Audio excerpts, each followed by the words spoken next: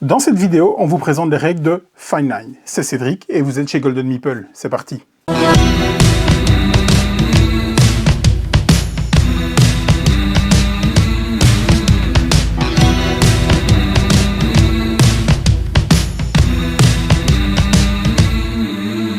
Fine Line est un jeu de plis créé par Léo.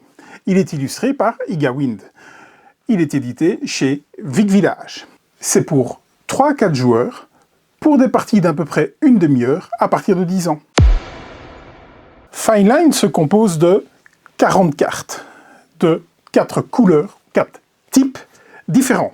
Vous avez les pizzas, les hamburgers, les barbecues et les ramen. Chaque série de cartes est numérotée de 1 à 10, avec une particularité sur les cartes 1, 4 et 7, qui comportent un médicament de couleur bleu, rose ou blanche. Vous trouverez 2 cartes de score recto-verso, vous trouverez 2 cartes de scoring recto-verso, un pion pour chaque joueur, la règle du jeu en japonais et en anglais.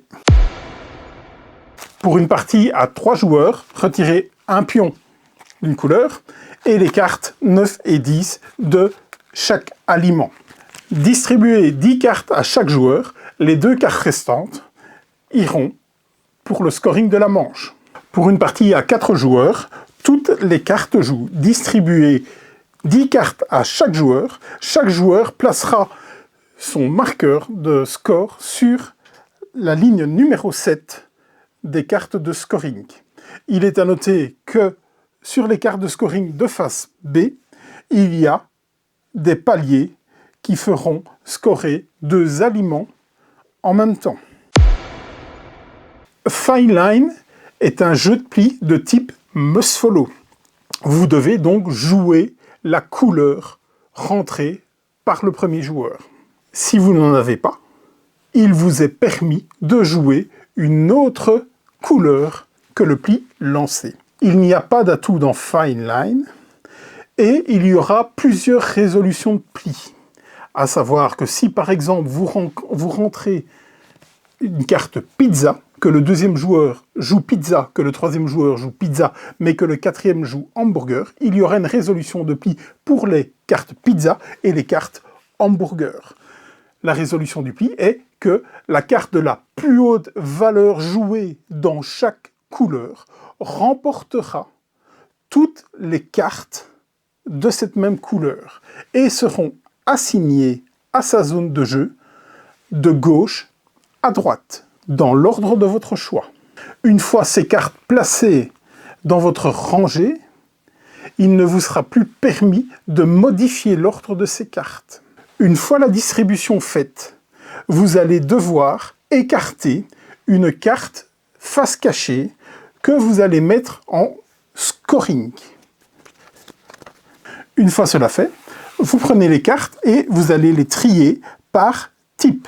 C'est-à-dire que toutes les cartes du même type sont ajoutées en colonne en dessous de leur icône. C'est-à-dire que dans cet exemple-ci, il n'y aura pas de points pour les hamburgers, il n'y aura pas de points pour les ramen, il y aura 9 points à prendre pour les pizzas et 11 points à prendre pour les cartes barbecue. Une fois le scoring révélé, chaque joueur va prendre une de ces cartes et la garder face cachée devant lui. Ce sera une carte d'objectif alimentaire. Une fois l'objectif fait, le premier joueur va rentrer une carte. C'est du must follow, on est obligé de suivre en hamburger. C'est donc la plus haute valeur qui va récupérer toutes les cartes hamburger. Elles sont toutes de type hamburger. Ce joueur va les prendre et va commencer à faire sa ligne. Il peut prendre les cartes dans l'ordre de son choix.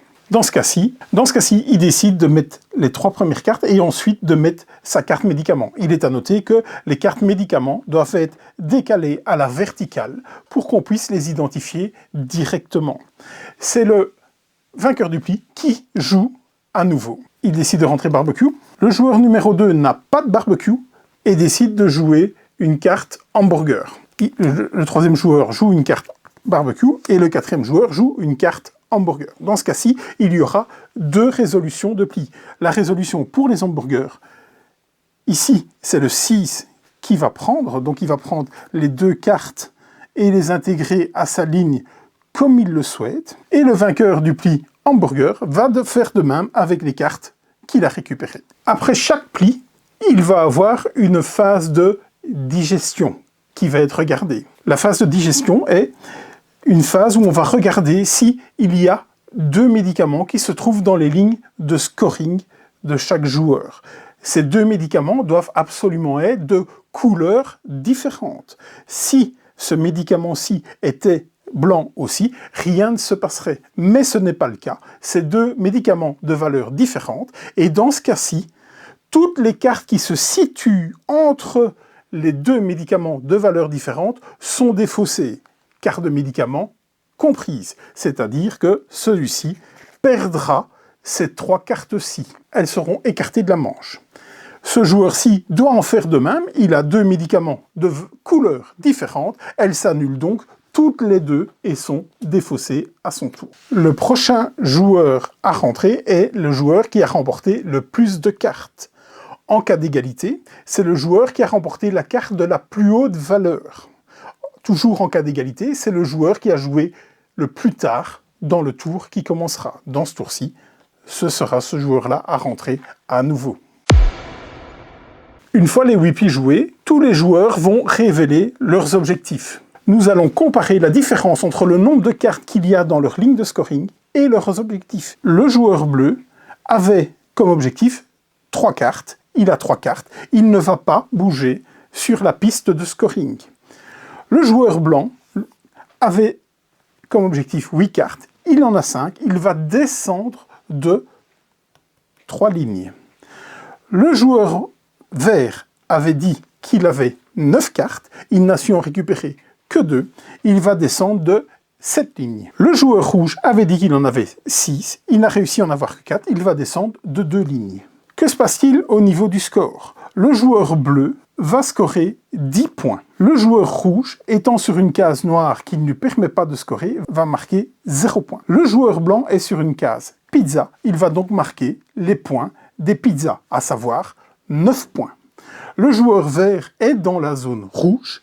Il va donc marquer moins 20 points. Il est donc à noter que le score peut être négatif. Pour la manche d'après, les pions ne bougent pas, sauf ceux qui sont en zone rouge. Ils reviennent automatiquement sur la ligne de valeur 7. Si vous jouez avec les objectifs qui vous font scorer les 2 types d'aliments, vous additionnerez les valeurs de ces 2 aliments en question.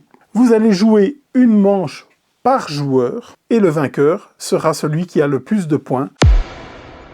Voilà, vous savez jouer à Fine Line. On vous propose une variante un peu plus hardcore, on va dire, nettement plus chaotique, donc nettement plus fun. Quand vous récupérez les cartes de votre pli, vous les récupérez dans l'ordre dans lequel elles ont été jouées. Ça ramène vraiment beaucoup plus d'instabilité. Vous le trouverez sur notre site www.goldenmeeple.be, dans la rubrique import ou dans la rubrique jeu de pli. Prenez le pli, salut!